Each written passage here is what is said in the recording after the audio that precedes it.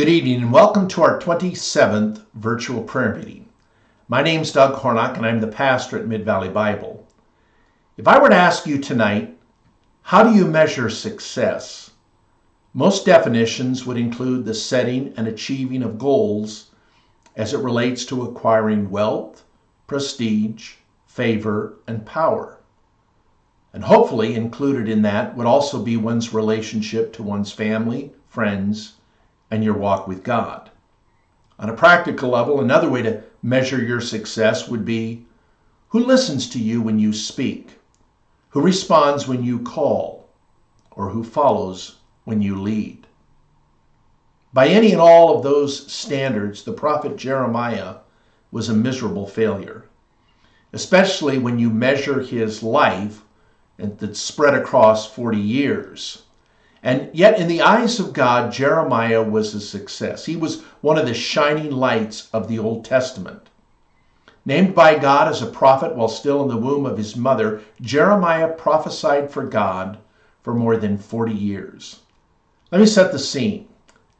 When the kingdom of 12 tribes was cut in two by civil war and divided into two nations, Israel in the north and Judah in the south, Jeremiah was God's spokesman to Judah. But when he spoke, nobody listened. And yet consistently and passionately, Jeremiah called the people to act. But nobody moved. He was beaten and forsaken, thrown into a well, cast into a prison cell, and taken to Egypt as a prisoner.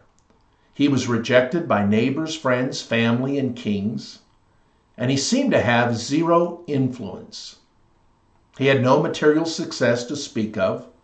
With what little money he had, he bought a piece of property to show that he believed in the future hope of his country. During his 40 years, the nation of Judah was continually under the threat of the Babylonians, and by all standards and measures of a man, Jeremiah was a complete failure. But in the eyes of God, he was one of the most successful people in all of human history. Standing alone, he declared God's message of obedience and faithfulness to a disobedient and faithless people. He announced God's word of judgment and hope. He said that God would bring a new covenant, not on clay tablets, but one written on the human heart. Courageously and faithfully, Jeremiah continued to pray to God to deliver his people. He wept and defended them. He was continually leveling them when they were way out of line. And no matter the personal cost to himself, no matter the opposition, Jeremiah followed God and was the quintessential suffering servant.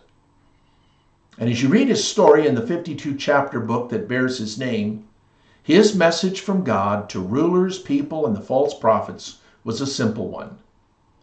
Turn around. Change your ways, or you will be disciplined. He wasn't a diplomat, a negotiator, or an appeaser. He was God's spokesman, and he was sent to prophesy. And he delivered God's word and lived with the consequences. Now here's what's important for us this evening. When you look at his story in the longest book in the Old Testament, you find him 15 times over praying. Time and time again throughout his book, he prays. Some of his prayers are incredibly long and some are very short. And among his shortest is the one found in Jeremiah 10, where he says, Lord, I know that people's lives are not their own. It is not for them to direct their steps. Discipline me, Lord, but only in due measure, not in your anger, or you will reduce me to nothing. Let me suggest from that prayer 2 takeaways that we need to be reminded of. Number 1, God is in control. And only those who let God direct their ways will be truly blessed. Jeremiah says, I know you're in control. People's lives are not their own. You direct their steps. You call the shots. And during this time of challenge, not only as it relates to the coronavirus, but also the unrest that is in our country, we need to remember that God is in control. And what kept Jeremiah going will keep us going. But second, Jeremiah says, I want you to make me a man of God. I want you to discipline me. I want you to correct me. When I get out of line, I want you to bring me back on track. And the key is, I want you to do it, Jeremiah says, with mercy, not justice. It goes back to what I said on Sunday, that what we need most from God is his mercy, grace, and love. Because given the way I think and behave, the last thing I want is God's justice. And so during these days, let's be reminded that our God is in control, that he's calling the shots.